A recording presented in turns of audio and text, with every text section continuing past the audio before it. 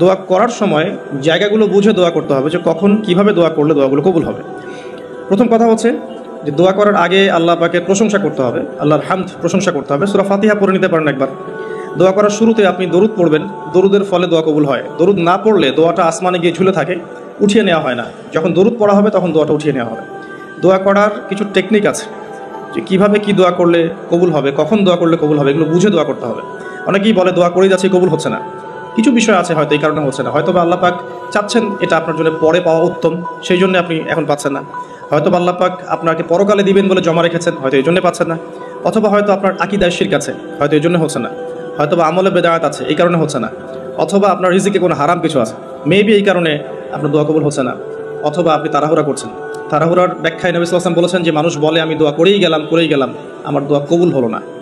তো আমরা জেনে নিব যে কোন কোন জায়গায় কীভাবে দোয়া করলে দোয়া কবুল হবে। এই বইটার মধ্যে সবই দেওয়া আছে, হিসনুল মুসলিম বইটার মধ্যে। তারপর আমি বলছি আমার ব্যক্তিগত ইলম থেকে কিছু কথা, সেটা হলো দোয়া করার আগে অবশ্যই আল্লাহর প্রশংসা করবেন, অ্যাটলিস্ট একবার আলহামদুলিল্লাহ বলে হাত তুলবেন। তারপরে আপনি নবী সাল্লাল্লাহু আলাইহি ওয়াসাল্লামের কাছে উপরে একবার দরুদ পড়বেন। আগে আল্লাহর প্রশংসা, তারপরে দরুদ। এরপরে আপনি নিজের পাপের ক্ষমা চাবেন। আগে আপনি পাপ করেন বা না করেন, আগে বলবেন রব্বিক ফিরলি, আল্লাহ আমাকে মাফ করুন। পাপ করেন বা না করেন, এটা সুলাইমান আলাইহিস সালামের সেই দোয়া থেকে আমি শিক্ষা নিয়েছি।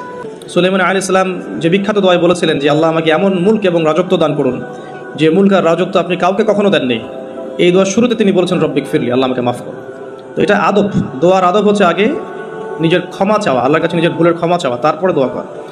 হামসানা, দরুদ, এরপরে আপনি ক্ষমা চাবেন। এবার আপনি দোয়াগুলো করবেন আপনার মন থেকে। আরবি দোয়া জানা থাকলে আরবিতে দোয়া করবেন, কারণ আপনি আপনার রবের সাথে আরবি দিয়ে কথা বলবেন, এর চেয়ে আসলে গর্বের কী হতে পারে? আরবি ভাষা কেন শিখব, কী দরকার আছে? এটা কি সাম্প্রদায়িকতা? আল্লাহ রাব্বুল আলামিনের আল্লাহ পাক যে ভাষায় কোরআন নাজিল করেছেন, আল্লাহ পাক যে ভাষায় কথা বলেছেন কোরআনে, সেই ভাষায় আমি আল্লাহর সাথে কথা বলছি, এর চেয়ে গর্বের কী আছে আমার জন্য? আরবি কেন শিখছি, কেন শিখবো? এই ভাষা দিয়ে আমি আল্লাহর সাথে কথা বলবো। জান্নাতে এই ভাষা চলবে, কোরআনে এই ভাষায় নাজিল হয়েছে, কবরে এই ভাষায় প্রশ্ন করা হবে, তা আমি কেন এই ভাষায় আল্লাহর সাথে কথা বলবো না?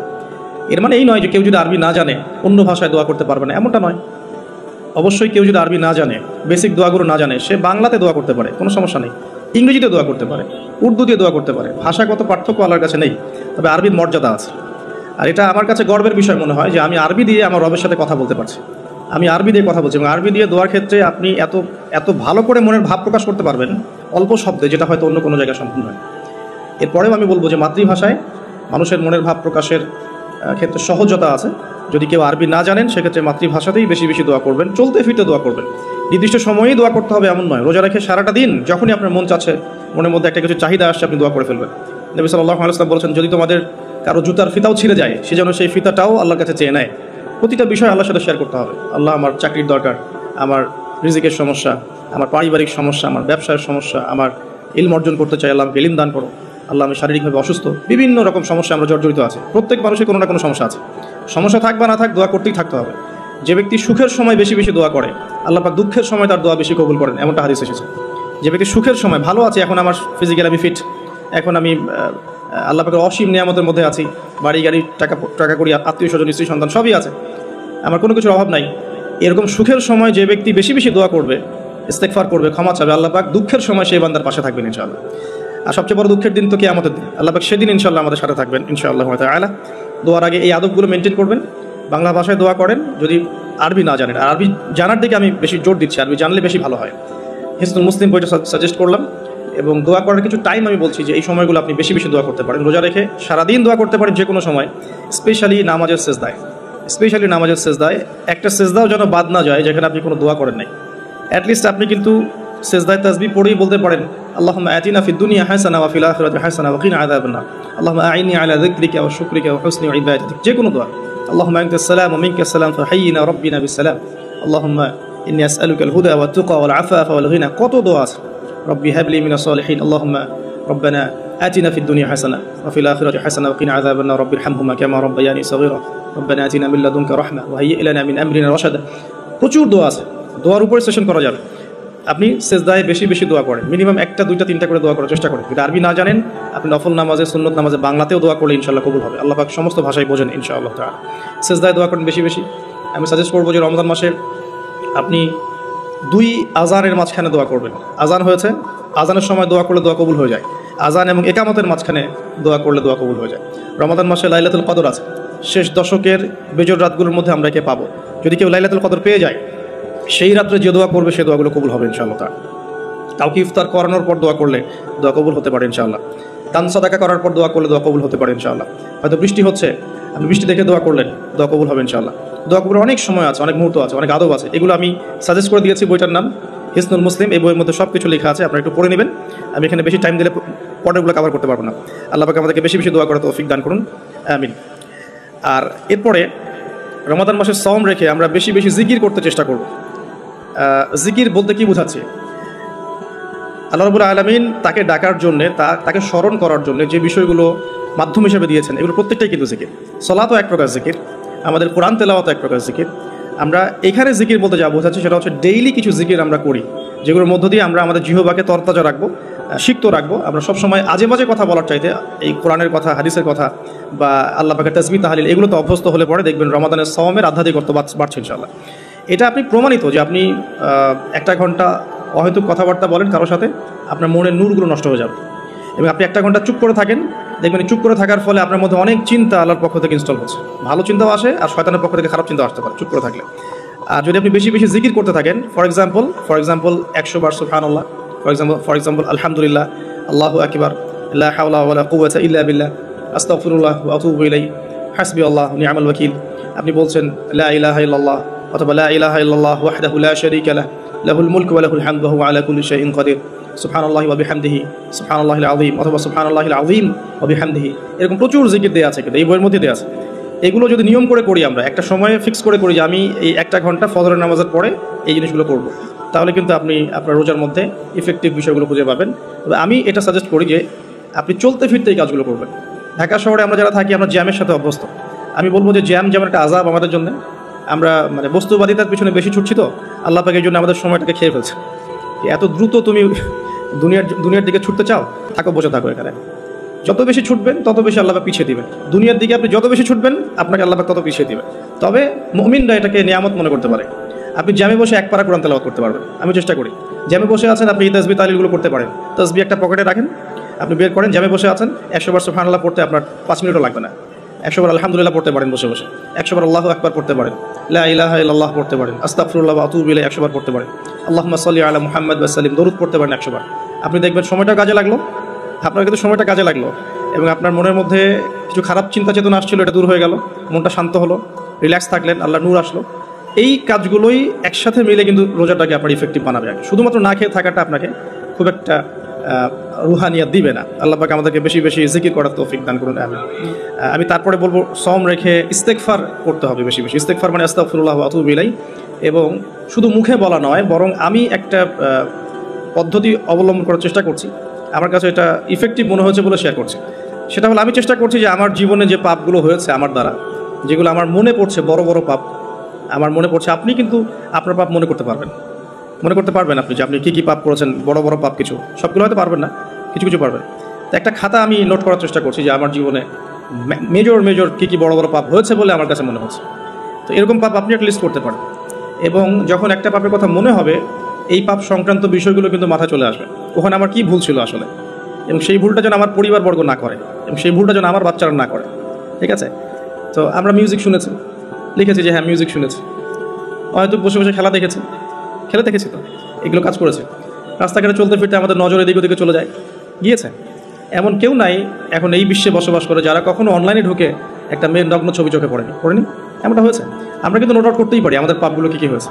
নোট আউটগুলো করলে আমরা যেটা করতে পারি, এই রমাদানে ইন্ডিভিজুয়ালি একটা করে পাপের কথা মনে করে আল্লাহর কাছে মাফ চাইতে পারি। যদিও বা এভাবে বললেও হয়ে যায়, আল্লাহ আমার তুমি সমস্ত পাপ মাফ করে দাও, কিন্তু ইন্ডিভিজুয়ালি যখন বলবেন তখন আপনি ফিলটা পাবেন যে আমি ওই পাপটা করেছিলাম, এইটা ঠিক হয়নি, ওইটা ঠিক হয়নি।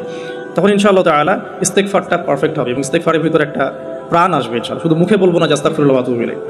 তো আমি এটা চেষ্টা করছি লিখে ফেলার জন্য। তো এখানে দুটো বিষয় আসবে, একটা হচ্ছে আমার কিছু আল্লাহর সাথে জড়িত পাপ, এবং আল্লাহর সাথে জড়িত পাপগুলো কিন্তু মাফ পাওয়া খুব সহজ। মুখলেসভাবে তওবা করলেই আল্লাহ পাক মাফ করে দেবেন ইনশাআল্লাহ। এবং আল্লাহ রাব্বুল আলামিন এমনও বলেছেন যে আমি এই পাপগুলোকে নেকি দিয়ে পরিবর্তন করে দেব, এটা আল্লাহ পাক বলেছেন।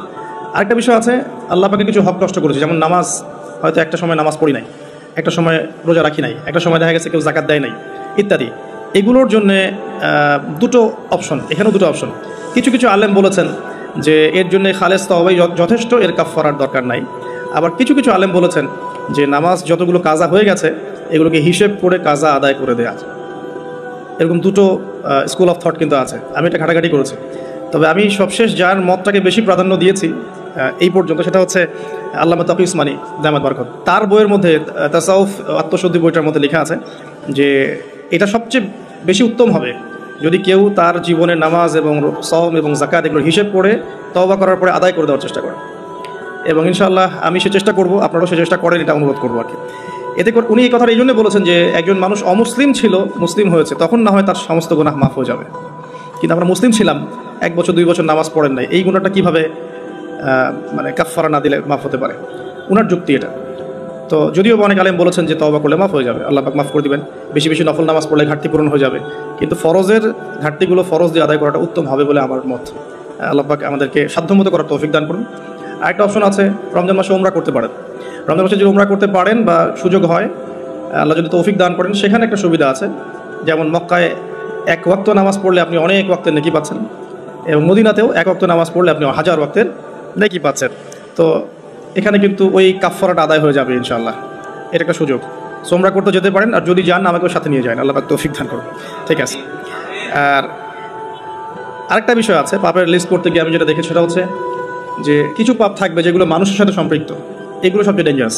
কিছু পাপ আছে আমাদের জীবনে যেটা মানুষের সাথে সম্পৃক্ত, যেমন আমি বা আপনি কারো গীবত করেছি, বা আমি বা আপনি কারো সম্মানহানি করেছি, বা আমি বা আপনি কাউকে অপবাদ দিয়েছি, বা কারো টাকা পয়সা লুটতরাজ করে খেয়ে ফেলেছি, বা কারো সম্পত্তি আত্মসাৎ করেছি, বা কারো প্রতি জুলুম করেছি। এক কথায় হাকুল ইবাদ, কোনো মানুষের হক নষ্ট করেছি।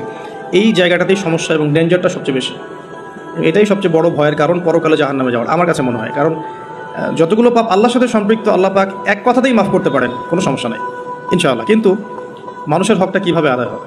যতক্ষণ পর্যন্ত না তার হক তাকে ফিরিয়ে দিচ্ছি, যদি কারো অর্থ সম্পদ নষ্ট করে থাকি, তাকে ফিরিয়ে দেওয়া অথবা তার পরিবারকে ফিরিয়ে দেওয়া বা তার পক্ষ থেকে দান সদকা করা, এছাড়া কোনো অপশন দেখা যায় না। কাউকে গালি দিয়েছি, তার কাছ থেকে ক্ষমা নিয়ে নেওয়া অথবা তার জন্য দোয়া করা, এছাড়া কোনো অপশন দেখা যায় না। তো আমি একটা দোয়া আপনাকে শিখাই দিচ্ছি ইনশাআল্লাহ। আশা করা যায় এই দোয়ার বরকতে আল্লাহ পাক আপনাকে সুযোগ তৈরি করে দিবেন যাতে করে আপনি তার হক তাকে ফিরিয়ে দিতে পারেন ইনশাআল্লাহ তাআলা। সেটা হলো আল্লাহুম্মা কফিনি বিহালালিকা আন হারামিক ওয়া আগনিনি বিফদলিকা আম্মান সিওয়াক। এই দোয়াটা যে বেশি বেশি করবে ইনশাআল্লাহ তাআলা, আলী রাদিয়াল্লাহু আনহু বলেছেন যে তার যদি পাহাড়ের সমান ঋণ থাকে, আল্লাহ পাক সেটাও পরিশোধ করার ব্যবস্থা করবেন ইনশাআল্লাহ। তো এটা ডেঞ্জারাস এই কারণে, যদি এগুলো আমরা দুনিয়াতে মিটিয়ে না যেতে পারি, তাহলে পরকালে এই ব্যক্তিরা আমাদের সামনে দাঁড়িয়ে থাকবে। সে আমাকে মিথ্যা অপবাদ দিয়েছে, সে আমার গীবত করেছে, সে আমার টাকা পয়সা নিয়ে দেয়নি, সে আমাকে গালি দিয়েছে, সে আমার উপর জুলুম করেছে। এরকম প্রচুর মানুষ কিন্তু কিয়ামতের মাঠে দাঁড়িয়ে থাকবে, এবং অনেক মানুষ কিয়ামতের মাঠে পাহাড়ের সমান নেকি নিয়ে উঠবে। ওঠার পরেও তাদের নেকি থেকে এই মানুষগুলোর হক আদায় করে দেওয়া হবে। যদি হক আদায় করতে গিয়ে নেকি শেষ হয়ে যায়, তখন এই মানুষগুলোর যে গুনাহ, এটা এই মানুষদের উপর চাপিয়ে দেওয়া হবে। এটা ডেঞ্জারাস। অনেক অনেক নেকির কাজ করেও পরকালে মিসকিন হওয়াটা নিতান্তই হতভাগ্য। আমরা চাই না আল্লাহ পাক এই কাতারে আমাদের অন্তর্ভুক্ত করুন না। একটু চিন্তা করে দেখেন, কেউ যদি কাউকে রেপ করে, তাহলে সে কত বড় সম্মানের ঋণগ্রস্ত হয়ে গেল, যেটা কখনো তার পক্ষে শোধ করা সম্ভব না। এই জিনিসটা যদি মাথায় থাকে, এই হাদিসটা যদি মাথায় থাকে যে কিয়ামতের মাঠে সবচেয়ে বড় মিসকিন তারা যারা অন্যের কাছে দায়বদ্ধ থাকবে, নামাজ রোজা হজ জাকাত সমস্ত নেকি নিয়ে ওঠার পরেও কারো হক নষ্ট করার দায়ে সে জাহান্নামে চলে যাবে ওদের গুনার ভার নিয়ে। এই জিনিসটা সবচেয়ে ডেঞ্জারাস। এই কারণেই আসলে কম কথা বলা উচিত, এবং কম মানুষের সাথে মেশা উচিত, এবং মুখ বন্ধ রাখাই ভালো। বেশি না বলা, বেশি কিছু ভাবতে না যাওয়া, বেশি গেজ না করা। এবং অনলাইন এমন একটা প্ল্যাটফর্ম যেটা আমাদের এই সুযোগটা বাড়িয়ে দিয়েছে, যাতে করে আমরা নির্দ্বিধায় একে অপরের গীবত সমালোচনাকে একটা ট্রেডিশন মনে করছি, বাট এগুলোর বড় শাস্তি আমাদের জন্য অপেক্ষা করছে। আল্লাহ পাক এগুলো থেকে আমাদেরকে হেফাজত করুন, আমিন। মানুষের সাথে জড়িত পাপ থেকে আল্লাহ পাক আমাদেরকে বাঁচাক। আর যদি সম্ভব হয় রমজান মাসে আমভাবে ক্ষমা চেয়ে নেওয়া উচিত। যেমন পরিবারবর্গকে ডেকে বলা যেতে পারে যে আমার দ্বারা যদি তোমাদের কোনো হক নষ্ট হয়ে থাকে, তোমরা আমাকে মাফ করে দিও। ঠিক আছে। যদি একজন রাষ্ট্রের নেতা হয়ে থাকে, তার বলা উচিত সবার সামনে যে আমি আমার দায়িত্ব পালন করার চেষ্টা করেছি আমার সাধ্যমতো। যদি আমার দায়িত্ব পালনে কোনো রকম হক নষ্ট হয়ে থাকে তোমাদের কারো, আমার উপর কোনো অভিযোগ থেকে থাকে, আমাকে মাফ করে দিও। আমভাবে ক্ষমা চেয়ে নেওয়াটা ভালো হবে রমাদান মাসে। কারণ এই মাস, ওই যে আমি একটা হাদিস বলছি, সেই ব্যক্তি হতভাগা যে ব্যক্তি এই মাস পেয়েছে কিন্তু নিজের গুনাহ মাফ করাতে পারলো না। আমার গুনাহ তো আমি আল্লাহর কাছে মাফ করালাম, কিন্তু মানুষের সাথে জড়িত হকটা কীভাবে মাফ করাবো, এই বিষয়টা বুঝতে হবে। আল্লাহ পাক আমাদেরকে ইস্তেগফার করার তৌফিক দান করুন রমজান মাসে, আমিন। আরেকটা পয়েন্ট লিখেছি, বেশি বেশি নফল দান সদকা করা। রমাদান মাসে বেশি বেশি করে নফল দান সদকা করার চেষ্টা করা যেতে পারে। আমরা একটা রেস্টুরেন্টে বসলেই কিন্তু 400-500 টাকা বিল তুলে ফেলি। হ্যাঁ, আমরা তো এমনও চা খেয়েছি যে চায়ের দাম 220 টাকা। এটা ঢাকাতেই পাওয়া যায় এয়ারপোর্টে, স্পেশাল চা 220 টাকা আর কি। মানে কখনো কখনো এমনও হয়, এমনও ডাকাতি হয় যে আমি এটাকে এভাবে ব্যাখ্যা করতে পারি যে ধরেন একজন মানুষ প্রচণ্ড ক্ষুধার্ত, এত বেশি ক্ষুধার্ত যে তাকে আপনি যা দিবেন তাই খেয়ে ফেলবে। একজন ব্যক্তি 7 দিন কিছুই খায়নি, সে কোনো অন্যের সংস্থান তার ছিল না, 7 দিন কিছুই খায়নি, সে প্রচণ্ড ক্ষুধার্ত। এখন আমি তার সামনে 1 প্লেট ভাত নিয়ে গিয়ে বলছি যে এই 1 প্লেট ভাতের দাম হচ্ছে 3000 টাকা, তুই খাইলে খা, না খাইলে যা। এখন আপনি বলেন, যে ব্যক্তি এভাবে তার রিজিক অন্বেষণ করছে, এই রিজিক কি হালাল না হারাম? এগুলোই চলছে। আপনি এখন 1 প্লেট ভাত খেতে যান, এখন 1 প্লেট ভাতের দাম 10 টাকা। কিন্তু যখন আপনার প্রচণ্ড ক্ষুধা লেগেছে, এখন খেতেই হবে আপনাকে, এখন এই ভাতের প্লেটের দাম 1000 টাকা। খেলে খান, না খেলে যান। যদি না খান আপনি, তাহলে এটা আমি অন্য কাউকে খাওয়াবো যার 1000 টাকা না, বরং 4000 টাকা দিয়ে খাওয়ার সামর্থ্য আছে। এগুলোই চলছে, কোটটাই পুরো ডাকাতি। আল্লাহ পাক এইসব ডাকাতদেরকে হেদায়েত করুন, অথবা এদেরকে তাদের পাপের শাস্তি প্রদান করুন। এরপর আমি বলবো যে বিষয়টা, সেটা হলো যে রমাদান মাসে কিছু প্রজেক্ট করেন আপনারা, যাদের সামর্থ্য আছে। ইফেক্টিভ রমাদানের জন্য কিছু প্রজেক্ট করতে পারেন, যেমন ইফতার প্রজেক্ট। যেমন আপনারা অনেকেই সামর্থ্যবান আছেন, অনেকের অনলাইন সেকশনে হয়তো পেজ আছে, গ্রুপ আছে। আমি জাস্ট পরামর্শ দিতে পারি, আপনারা কাজ করতে পারেন। যে জায়গা থেকে একটা ফ্যামিলির 1 মাসের ইফতারে কত টাকা যেতে পারে, হয়তো 2000, 2500, 3000, এতটুকু টাকা যাবে। আমরা কিন্তু চেষ্টা করলেই পারি যে এই রমাদানে আমি 100টা পরিবারের দায়িত্ব নিব। 100টা পরিবারের জন্য যে টাকাগুলোর প্রয়োজন, সেটা আমি অনলাইনের মাধ্যমে মানুষের কাছ থেকে কালেক্ট করতে পারি, অফলাইনেও করতে পারি, করে ইফতার প্যাকেজ রেডি করতে পারি, করে 100টা পরিবারকে পৌঁছে দিতে পারি। এতে করে যেটা হবে, আপনি অন্যকে ইফতার করাচ্ছেন, অন্যের ইফতার করানোর ফলে ওই রোজার নেকিটা কিন্তু আপনি পাচ্ছেন। এটা কিন্তু হাদিস, যে কেউ যদি কাউকে ইফতার করায়, ওই ইফতার করানোর নেকিটা, ওই রোজার নেকিটা আপনি কিন্তু পেয়ে যাবেন। আপনাকে এক্সট্রা দেওয়া হবে, আল্লাহ পাক তার নেকি থেকে আপনাকে দিবেন না, এক্সট্রা একটা রোজার নেকি আপনি পাবেন ইনশাআল্লাহ। তো রমাজানের সাদাকা প্রজেক্ট করতে পারেন, এবং ঈদের প্রজেক্টও করতে পারেন। ঈদের সামগ্রী অনেক মানুষের কেনার সামর্থ্য নাই, অনেক মানুষের নাই। আপনি ঈদের সময় ঈদের খুশি একটা প্রজেক্ট করতে পারেন। এখানে আপনি টাকা কালেক্ট করলেন, পরিবার ওয়াইজ কত টাকা করে লাগে ভাগ করলেন, ভলেন্টিয়ার ক্রিয়েট করলেন, দিয়ে আসলেন বাড়ি বাড়ি। এই কাজগুলো এখন অমুসলিমরা করছে না, খ্রিস্টানরা করছে না, অনেক এনজিও করছে না। এই মানব সেবামূলক কাজগুলো থেকে মুসলিমরা পিছিয়ে পড়ছে বলেও কিন্তু অনেকেই ওই দিকে আকৃষ্ট হচ্ছে, এবং ওদিকে গিয়ে নিজের ধর্ম বিক্রি করে দিচ্ছে। আপনারা দেশের বিভিন্ন জায়গায় ঘুরতে থাকেন, এগুলো বুঝবেন যে সমাজ সেবার নামে অনেকেই মানুষকে কনভার্ট করেছে ইসলামের থেকে অন্য ধর্মে। সো আমাদের উচিত বেশি বেশি সোশ্যাল ওয়ার্ক করা, গাছ লাগানো, বেশি বেশি উচিত রক্তদান কর্মসূচি করা, সোশ্যাল কাজ করা, এতিমদের জন্য কোনো প্রজেক্ট করা, বিধবাদের জন্য কোনো প্রজেক্ট করা, মেয়েদের জন্য কোনো সেলাই মেশিনের প্রজেক্ট করা, কর্মসংস্থানের প্রজেক্ট করা।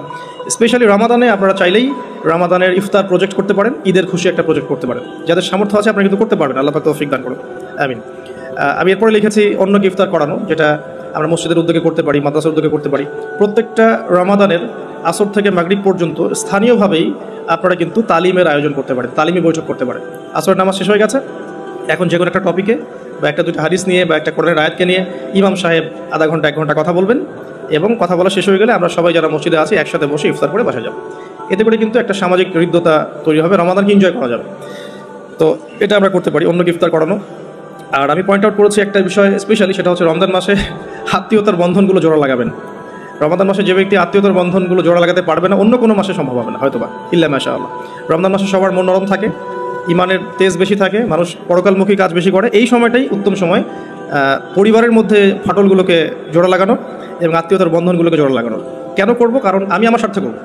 আল্লাহ রাব্বুল আলামিন বলেছেন, তার নবীর মাধ্যমে আমাদেরকে বলেছেন যে কেউ যদি পছন্দ করে তার রিজিককে প্রশস্ত করা হোক এবং তার নেক হায়াতকে লম্বা করা হোক, সে যেন আত্মীয়তার সম্পর্ক বজায় রাখে। আমি আবার বলছি, কেউ যদি পছন্দ করে, কেউ যদি চায় যে আমার রিজিকটা প্রশস্ত হোক এবং আমাকে আল্লাহ পাক লম্বা নেক হায়াত দান করুক, কেউ যদি এটা চায়, সে যেন আত্মীয়তার সম্পর্কটা বজায় রাখে। আর এক সৌভাগ্যবান ব্যক্তিদের সংজ্ঞায় একটা হাদিস এসেছে যে লিমান তালা উমরুহু ওয়া হাসুনা আমালু, যে ব্যক্তির হায়াতকে, নেক হায়াতকে লম্বা করা হয়েছে এবং নেক আমল বেশি বেশি করার তৌফিক দেওয়া হয়েছে, এই ব্যক্তি সবচেয়ে বেশি সৌভাগ্যবান। তো এর জন্য একটাই অপশন আছে, সেটা হলো আত্মীয়তার সম্পর্ক বজায় রাখা। আর যে ব্যক্তি আত্মীয়তার সম্পর্ককে ছিন্ন করবে, আল্লাহ রাব্বুল আলামিন তার সাথে সম্পর্ক ছিন্ন করবে। আত্মীয়তার সম্পর্ক ছিন্নকারী কিন্তু জান্নাতে যাবে না। আর আমাদের এই সোকল্ড মডার্ন ওয়ার্ল্ডের মধ্যে আমরা এটা খুব বেশি দেখি যে আত্মীয়তার বন্ধনগুলো কিন্তু ভেঙে যাচ্ছে। আপনাদের ঢাকাতে প্রতি 24 ঘন্টায় 42টা ডিভোর্সের ঘটনা ঘটে, এটা আমি পড়াশোনা করেছি। প্রতি 24 ঘন্টায় 39 থেকে 42টা ডিভোর্সের ঘটনা ঘটে এই শহরে, অনলি এই শহরে। সো এখন কিন্তু সম্পর্কগুলো আর আগের মতো নাই, সম্পর্কগুলো স্বার্থকেন্দ্রিক হয়ে গেছে, মানুষের অবস্থানগুলোকে বেশি মূল্যায়ন করছে আর কি, এবং সবাই সবার স্বার্থটা দেখার চেষ্টা করে। লাভ লসের হিসেব আমরা বেশি করতে চাই, ছাড় দেওয়ার মানসিকতা আমাদের মধ্যে কম, সবর কম।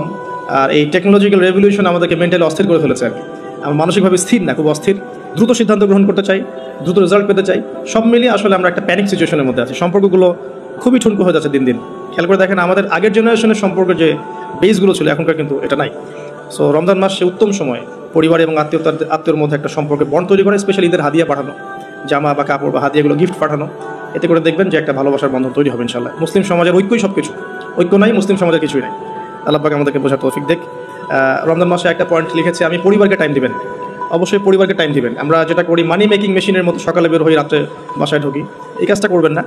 দুনিয়ার ব্যস্ততাকে কমিয়ে আনুন, যতটুকু রিজিকে আপনার হয়ে যায় অতটুকুতে সন্তুষ্ট থাকুন, পরিবারকে টাইম দেন, স্ত্রীকে সময় দেন, মাকে সময় দেন, বাবাকে সময় দেন, স্পেশালি বাসার ছোটোদেরকে সময় দেন, বাচ্চাদেরকে সময় দেন, ছোটো ভাই বোনদেরকে সময় দেন, তাদেরকে রমজানের রোজা রাখতে উৎসাহিত করেন। নিষেধ করবেন না যে না খেয়ে থাকলে অসুস্থ হয়ে যাবে, এমন হবে না, ওরা এনজয় করবে। দেখবেন ছোট্ট মেয়ে, তাকে বলবেন যে তুমি দুপুর পর্যন্ত না খেয়ে থাকো, তবে একটা রোজা হবে। অ্যাটলিস্ট ও শিখলো যে কী হলো, আজকে কয়টা রোজা করেছে, আজকে 3টা করেছে, মানে 3বার ভাত খাইছে সে, তারা 3টা রোজা হয়েছে আজকে। দেখবেন ও পরের বছর ঠিকই একটা রোজা রেখে ফেলছে। আমরা যখন 5 বছর 7 বছর বয়স তখনও কিন্তু আমরা রোজা রেখেছি, আমাদেরকে উৎসাহ দেওয়া হতো যে একটা রোজা রাখলে তোমাকে 500 টাকা দেওয়া হবে। 500 টাকা তখন অনেক কিছু, 500 টাকা অনেক কিছু। তোমাকে একটা রোজা রাখলে তোমাকে একটা খরগোশ কিনে দেওয়া হবে, এরকম আমাদেরকে অফার দেওয়া হতো। তোমাকে একটা কিছু ওই যে ছোটো ছোটো পাখি আছে, এই পাখিগুলো কিনে দেওয়া হবে যে রোজা থাকো। তো ছোটোদেরকে উৎসাহিত করা উচিত, ছোটোদেরকে আমরা উৎসাহিত করব, ডিসকারেজ করব না। ওরা পারবে ইনশাআল্লাহ, ওদের মধ্যেও সেই ক্ষমতা আছে। আস্তে আস্তে আস্তে দেখবেন যে ওরা করতে করতে শিখে ফেলবে ইনশাআল্লাহ। ছোটোদেরকে রমজান মাসে আপনি হাতে করে হাত ধরে নিয়ে যাবেন মসজিদে, জামাতে নামাজ পড়ানোর জন্য নিয়ে যাবেন, 2-1 বার হলো তারাবিতে নিয়ে যাবেন, ওরা খেলুক সেখানে, ওরা ওখানে গিয়ে দুষ্টামি করে, কোনো সমস্যা নাই। আমরা খুব ধমক দিই ওদেরকে, তাড়িয়ে দিই, এই কাজটা টোটালি একটা বাজে কাজ। এবং অন্য মুসলিম কান্ট্রির মসজিদগুলোতে গিয়ে দেখবেন তারা কিন্তু উৎসাহিত করে। ইভেন হারাম শরীফে গিয়ে দেখবেন এই মাতাফের পাশে যখন যে বিশাল যে ফ্লোর আছে, এখানে বাচ্চা কাচ্চারা অনেক জোরে জোরে দৌড়ায়, চকলেট খায়, বেলুন নিয়ে খেলে, ওখানে কত কী করে, আমরা নিজেরাও খেলেছি ওদের সাথে। তো পরিবেশটাই দেখে মনে হয় মাশাআল্লাহ ইসলামিক একটা রুহানিয়াত পরিবেশ, ইসলামী সংস্কৃতির পরিবেশ। সো আমরা মনে হয় বাচ্চাদের প্রতি বেশি জুলুম করে ফেলি আর কি। বাচ্চাদেরকে এত ধমক দেওয়া যাবে না, ওদেরকে সময় দিতে হবে, ওদেরকে রোজা রাখতে উৎসাহিত করা উচিত, গিফট দেওয়া উচিত, এবং ওদেরকে বোঝানো উচিত যে এগুলো আমরা করছি আল্লাহর জন্যে, আল্লাহকে চিনতে শেখানো উচিত। আমি লুকমান হাকিমের প্যারেন্টিং নিয়ে একটা লেকচার দিয়েছিলাম, ওখানে আপনারা দেখতে পারেন যে লুকমান আলাইহিস সালাম কীভাবে তার সন্তানকে উপদেশ দিচ্ছেন। তো ওভারঅল বাচ্চাদেরকে টাইম দেওয়া এবং তাদেরকে উৎসাহিত করা আমার মনে হয় রমজানের সৌন্দর্য আরও বৃদ্ধি করবে ইনশাআল্লাহ তাআলা। একটা পয়েন্ট আছে, সেটা হলো দুনিয়ার ব্যস্ততা আপনাকে কমিয়ে আনতে হবে রমজান মাসে, এবং টেকনিক্যাল কিছু কাজ করা উচিত, যেমন বাজারঘাট এগুলো আগে করে ফেলতে পারেন যাতে করে আপনাকে কম বাজারে যেতে হয়। যদি আপনার কাছে সামর্থ্য থাকে ঈদের শপিং করে ফেলা, যাতে করে লাইলাতুল কদর আপনার মিস না হয়। লাইলাতুল কদর মিস হওয়ার সবচেয়ে বড় রিজন কি আমাদের দেশে? লাস্টের দশকে মার্কেটে থাকা, এটা সবচেয়ে বড় রিজন। অনেকে মার্কেটে ঢুকলে একবার বেরোতে চায় না, সাথে ওয়াইফকে নিয়ে গেলে আরও মুশকিল আছে, আপনি বেরোতে চাইলেও সে বেরোতে দিবে না, এটা হয়নি, ওটা ম্যাচিং হয়নি, ওটা ম্যাচিং করতে হবে, এটা করতে হবে, অবস্থা খারাপ। আর কখনোই আপনি আপনার স্যালারিকে নিয়ে মেয়েদের হাতে তুলে দিয়েন না যে যাও তোমরা মার্কেটে গিয়ে শপিং করে আসো, এই কাজটা করতে চায় না। নিজেও নিজের সওম আর আধ্যাত্মিকতা নষ্ট করবে, আরও 10 জনের রোজার নষ্টের ভাগিদার হয়ে যাবে। এই জায়গায় একটা কথা আমি অ্যাড করবো যে আমাদের পরিবারবর্গের মহিলারা যেন রমজান মাসে বেপর্দায় না থাকে। রমজান মাসে বেপর্দায় না থাকে মানে এই মাসে অভ্যস্ত হয় যাতে সারা বছর কিভাবে আমি পর্দায় থাকতে পারি। রমাদান মাসে খাস পর্দায় চলে আসা উচিত, তাদের বোরখাগুলোর পর্দাও ঠিক করা উচিত। আমি তো আসলে এই বিষয়ে বেশ কথা বলেছি, তাদের কথা, তাদের হাঁটা চলা, তাদের চোখের চাহনি, তাদের অঙ্গভঙ্গি, প্রতিটা বিষয়ের মধ্যেই পর্দা আছে। আসলে শুধুমাত্র কাপড়ের পর্দা বোঝানো হচ্ছে না এখানে, তাদের কথা, তাদের মেন্টালি, ওদের আচরণ, হাঁটা চলা, ওঠা বসা, চাহনি, সব কিছুই পর্দার অন্তর্ভুক্ত। এই বিষয়টা আমাদের মা বোনদেরকে বুঝতে হবে যে পর্দা শুধুমাত্র পোশাকের নাম নয়, এটা একটা মানসিকতার নাম, যে আমি নিজের লজ্জাশীলতার প্রকাশ ঘটাবো, এটাই হচ্ছে পর্দা। এরপর তো একটা পোশাক লাগবেই, এবং সেটা হবে ঢিলে ঢালা পোশাক, এত বেশি টাইট ফিটিং না যে গায়ের কাঠামো বোঝা যায়, এত পাতলা নয় যে বাইরে থেকে ভিতরের অঙ্গ দেখা যায়, অমুসলিমদের সাথে সাদৃশ্যপূর্ণ নয়, এবং মেয়েরা ছেলেদের পোশাক পরতে পারবে না, যেটা আমাদের শহরে ফ্যামিলিস্ট রেভলিউশনের মাধ্যমে ছড়িয়ে গেছে। এবং এই শহরে চলে কীভাবে আমরা চোখের পর্দা করবো, এটা একটা বড় চ্যালেঞ্জ। এবং এমন কেউ নাই যার ঘরে আসলে বাবা নাই, ভাই নাই, স্বামী নাই, থাকার পরেও যখন মেয়েরা বের হচ্ছে, তো বুঝতে হবে যে ব্যর্থতা আসলে আমাদের মধ্যেও আছে। তো আমরা রমজান মাসে আমাদের মা বোনদেরকে কন্ট্রোল করি, পর্দা শেখাই, এবং এটা ডিফিকাল্ট, কারণ মেয়েদেরকে কন্ট্রোল করা ডিফিকাল্ট। আপনি বেশি চাপ দিতে যায় না, তাহলে ভেঙে যাবে, আবার ছেড়ে দিলেও কিন্তু ওই অবস্থা থেকে যাবে। তো উত্তম নসিহতের মধ্য দিয়ে তাদেরকে দিনই পরিবেশের মধ্যে নিয়ে এসে দিনের কথাগুলো বোঝানো, বলা এবং পর্দা থেকে উৎসাহিত করা, স্পেশালি ওদেরকে বেশি বেশি মার্কেটে শপিং করতে না পাঠানো, এবং আপনার পুরো মাসের স্যালারিগুলোকে নিয়ে এসে একবারে হাতে গুঁজে দিয়ে রমজান মাসে যদি বলেন যে শপিং করে আসো, রোজার আধ্যাত্মিকতা থাকবে না। আল্লাহ পাক বোঝার তৌফিক দান করুন, আমিন। দুনিয়ার ব্যস্ততা কমিয়ে আনুন এবং পরকালীন কাজ বেশি বেশি করুন রমজান মাসে। আর দুটো কাজ আমি বলবো, একটা হচ্ছে ডেইলি সুন্নাহ। আমাদের প্রত্যেকটা দিন কিছু ডেইলি সুন্নাহ আছে। এই সুন্নাহগুলোতে অভ্যস্ত হওয়ার সবচেয়ে সেরা সময় হচ্ছে রমজান মাস। আমরা নর্মালি অনেক সময় ঘুমিয়ে পড়ি, রমজান মাসে ঘুমিয়ে আগে একটু সুন্নাহগুলো আমল করে ঘুমাই। নর্মালি বাথরুমে যাই, রমজান মাসে চেষ্টা করি যে বাথরুমে যাওয়ার আগে পরে দোয়াগুলো শিখে ফেলি। নর্মালি আমরা খাওয়ার আগে আমরা আগে পরে আমরা দোয়াগুলো শিখি। প্রতিটা কাজের কিন্তু দোয়া আছে, প্রতিটা কাজের সুন্নাহ পদ্ধতি আছে, এবং এই সুন্নাহগুলো শেখার জন্য বাংলাদেশের প্রেক্ষাপটে সবচেয়ে বেস্ট প্ল্যাটফর্ম হচ্ছে তাবলিগ জামাত প্ল্যাটফর্ম। এটা আমার মত। আমার সাথে অনেকে দ্বিমত করতে পারেন, আমি দ্বিমতকারীদের ব্যাপারে মোটেও চিন্তিত নই, এবং আমি সমালোচনা জবাব দেওয়ার ক্ষেত্রে খুব পটু নই। শুনতে আমি বেশি পছন্দ করি। কিন্তু আমার মত হচ্ছে তাদের সাথে যদি আপনি থাকেন 3 দিন 5 দিন 7 দিন একটু সময় দিয়ে আসেন, আপনি কিন্তু সুন্নাহগুলো শিখতে পারবেন। কোন কাজের কী সুন্নাহ তারা খুবই স্ট্রিক্টলি এটাকে কিন্তু আপনার শেখায় এবং এটাকে মুখস্থ করিয়ে ফেলে। আমরা স্কুল লাইফে অনেক শিখেছি, কলেজ লাইফে আমরা সময় অনেক শিখেছি। এগুলো শেখানোর জন্য বেস্ট প্ল্যাটফর্ম আমার কাছে মনে হয়। সো এছাড়াও বইপত্র পাওয়া যায়, কিন্তু বইপত্র পড়ে আমরা যতটা শিখতে পারি সহচর্যে গিয়ে আরও বেশি শিখতে পারি। এই জন্য বলছি যে সময় দিতে পারেন 3 দিন, এতে করে আপনি সুন্নাহগুলো শিখতে পারবেন। আর একটা পয়েন্ট বলে আমি শেষ করতে চাই এই জায়গা থেকে, সেটা হলো রমাদান মাসের সবচেয়ে বড় বিষয়, সেটা সবচেয়ে মেজর, সবচেয়ে বড় বিষয়টা হচ্ছে এই মাসে কোরআন নাজিল হয়েছে। সো এই মাস মানেই কোরআন। আপনাকে এই মাসে অন্য বইপত্র পড়াও বন্ধ করে ফেলতে হবে। যদি আপনার এক্সাম থাকে সেটা আলাদা বিষয়, আপনি এক্সাম আছে, আপনি পড়ছেন, পরীক্ষা দেবেন, সেটা আলাদা বিষয়। আর দেখা যায় বেশি এক্সামগুলো এই মাসেই হয়ে যায়, খেলাধুলার সিজন এই মাসে হয়ে যায়। হ্যাঁ, দেখবেন world cup cricket, world cup football, অমুক কাপ তমুক লিগ সব এই মাসেই হয়। এগুলো কাকতালীয়ভাবে হয় না আসলে। এই মাসেই দেখবেন যে ফিলিস্তিনের উপর হামলা হতে পারে, এই মাসে দেখবেন মুসলিমদের নির্যাতন বেড়ে যায়। এই মাসটাকে টার্গেট করা হয় আর কি। যাই হোক, এই মাসে বাজার বেড়ে যায়, বাজারের দাম, জিনিসপত্রের দাম বেড়ে যায়, সিন্ডিকেট বেড়ে যায়, নিত্য প্রয়োজনীয় দাম বেড়ে যায়। এই মাসটাকে কেন্দ্র করে অনেক শয়তানি কাজও হয়ে যায়, কারণ শয়তান তো জানে যে এই মাসে তো আমি লক থাকবো। তো এই মাস আসার আগে আমাকে কাজগুলো পুরো প্ল্যানিংভাবে করে ফেলা উচিত, যাতে করে আমি লক থাকলেও সিস্টেম চলতে থাকে। আসলে তাই হয় আর কি, বিষয়টা এমনই থাকে। যাই হোক, রমজান মাস মানেই কোরআন। তো এই মাসে কোরআনকে সময় দিতে হবে আপনাকে টোটালি ডিভোটেড হতে হবে কোরআনের প্রতি। আমি কয়েকটা ক্লাসিফিকেশন বলে দিই, যে যারা কোরআন পড়তেই জানেন না, একদমই পড়তে জানেন না, তাদের জন্য এই মাসের টার্গেট হচ্ছে আমি 30 দিনে মিনিমাম কোরআন তিলাওয়াত করা শিখবো। অ্যাটলিস্ট তিলাওয়াত আপনি টার্গেট করেন, যে আমার টার্গেট এই মাসে তিলাওয়াত শেখা।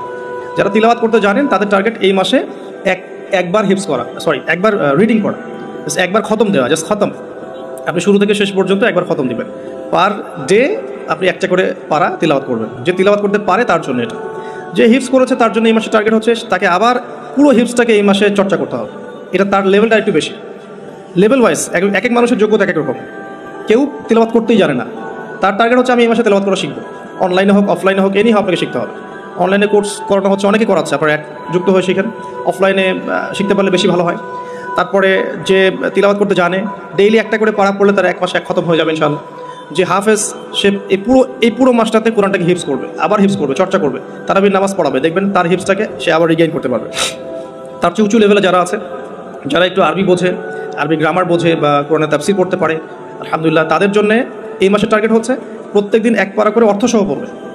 তিলাওয়াত তো করবেই, তিলাওয়াত করবে এবং একটা করে আয়াতের অর্থ দেখবে, তাফসীরগুলো দেখবে, একাধিক তাফসীরকে সামনে নিয়ে বসবে। একটা আয়াতের অনেক শানে নজুল থাকে, প্রাসঙ্গিক ব্যাখ্যা থাকে, হাদিস থাকে, এগুলো বিভিন্ন তাফসীর থেকে পড়বে। আমি কখনো বলি না যে এই তাফসীরই পড়তে হবে, যেটা আপনার কাছে বেস্ট মনে হয়। অনেকে জালালাইনকে বেস্ট মনে করেন, অনেকে ইবনে কাসিরকে বেস্ট মনে করেন, কেউ আছেন মারিফুল কোরআনকে ভালো মনে করেন। যার কাছে যেটা বেটার মনে হয় আপনি সেটাই নেন, বা একাধিক তাফসীর নেন, নিয়ে পার ডে প্রত্যেক রমাদান একটা করে পারা আপনি শেষ করেন। রোজা রেখে পড়েন, ইফতার করে পড়েন। একবারে পড়তে যদি আপনি বোর হয়ে যান, তাহলে আপনি ভাগ করে নেন, আমি প্রথম 10 পৃষ্ঠা শেষ করবো, তারপরে 10 পৃষ্ঠা শেষ করবো, এভাবে পড়েন। অ্যাটলিস্ট আপনি পুরো দিনে 1 পারা শেষ করেন, ঘুমানোর আগে যেন 1 পারা শেষ হয়। আল্লাহ পাক তৌফিক দান করুন, আমিন। আর এরপরে আমি বলবো, যারা কোরআনের তিলাওয়াতে পারদর্শী, হিফজ করতে পারেন, মাশাআল্লাহ, অর্থ বোঝেন, এই মাসে তাদের দায়িত্ব আরও বেশি। তাদের দায়িত্ব হচ্ছে এই মাসে কোরআন মানুষকে শেখানো এবং মানুষকে কোরআনের মেসেজগুলো পৌঁছে দেওয়া, দার্স দেওয়া, কোরআন কেন্দ্রিক আলোচনা করা, কোরআনের হালাকাগুলো করা। এতে করে কোরআন সূরা ওয়াইজ মানুষকে শেখানো যাবে, মেসেজ পৌঁছে দেওয়া যাবে। আর একটা জিনিস আমাদের সবার উপরে দায়িত্ব, সেটা হলো কোরআনের শিক্ষাগুলোকে প্রচার করা, নিজের পরিবারে, মুসলিম অমুসলিম সবার মাঝেই এটাকে প্রচার করা। এতে করেই দেখবেন কোরআনের বিধিবিধানগুলো ইনশাআল্লাহ এমন একটা বিশ্ব আসবে যেখানে বাস্তবায়িত হবে ইনশাআল্লাহ আযজা ওয়া জাল। আর লাস্ট পয়েন্ট হচ্ছে, শেষ দশকের লাইলাতুল কদর তালাশ করতে হবে। এই শেষ দশকটাকে কোনোভাবেই নষ্ট করা যাবে না, শপিংয়ের মাধ্যমে বা দুনিয়াবি কাজের মাধ্যমে কোনোভাবেই নষ্ট করা যাবে না। 27-এর রাতেই লাইলাতুল কদর হবে কোনো গ্যারান্টি নাই। 21, 23, 25, 27, 29 5টা রাতেই জাগতে হবে মিনিমাম।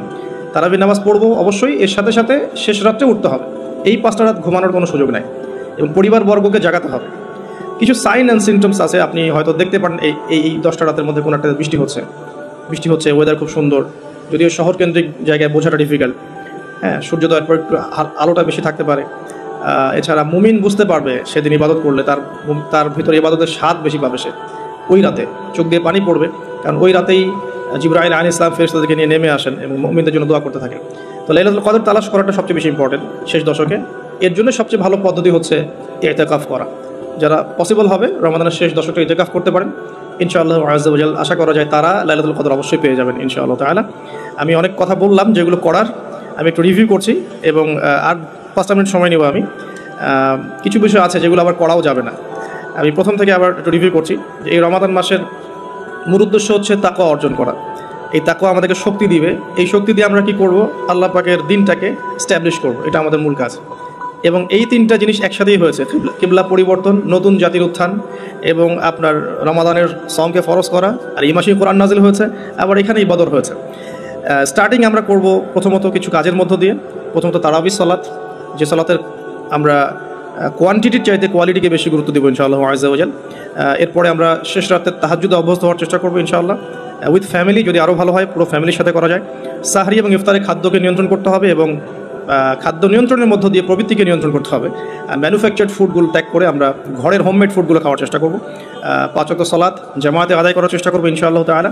5 ওয়াক্ত ফরজ নামাজের সাথে ডেইলি মিনিমাম 12 রাকাত সুন্নাহ আদায় করার চেষ্টা করতে হবে। বেশি বেশি দোয়া করা, সওম রাখা অবস্থায় দোয়ার জন্য আমি একটা বই সাজেস্ট করেছি, হিসনুল মুসলিম, এবং দোয়া করার আদব এবং দোয়া কবুলের সময়গুলো লক্ষ্য করে দোয়া করতে হবে। আল্লাহ তৌফিক দান করুন। আমি বেশি বেশি জিকির করব, চলতে ফিরতে অলওয়েজ জিকির উপর থাকবো, আজে বাজে কথা কম বলে সুবহানাল্লাহ, আলহামদুলিল্লাহ, আল্লাহু আকবার, লা ইলাহা ইল্লাল্লাহ, এগুলো বেশি বেশি পড়বো। আমরা জ্যামটাকেও কাজে লাগাতে পারি সেটা বলেছি। এবং এমন কথা এবং কাজে সময় নষ্ট করব না যেগুলো আমাদের মনের আধ্যাত্মিকতা নষ্ট করে দেয়। দুজন মুসলিম বসে কথাও বলি, দিন সংক্রান্ত কোনো কথা আলোচনা করলে কোনো সমস্যা হবে না ইনশাআল্লাহ। ইস্তেগফার করবো ইনশাআল্লাহ বেশি বেশি করে, নিজের পাপকে লিস্ট আউট করতে পারি, ইন্ডিভিজুয়ালি ক্ষমা চাওয়া পাপের জন্য, আমভাবে ক্ষমা চাওয়া, আর মানুষের সাথে জড়িত যে হকগুলো আছে এগুলোকে ফিরিয়ে দেওয়ার চেষ্টা করা। যদি না পারি ফিরিয়ে দিতে, তাহলে আল্লাহর কাছে আমার যে অপারগতা এটা প্রকাশ করা যে আল্লাহ আমি চেষ্টা করেছি, এরপরেও পারলাম না, আল্লাহ ওই ব্যক্তির তুমি কল্যাণ করে দিও বা মঙ্গল করে দিও, আমাকে মাফ করে দিও।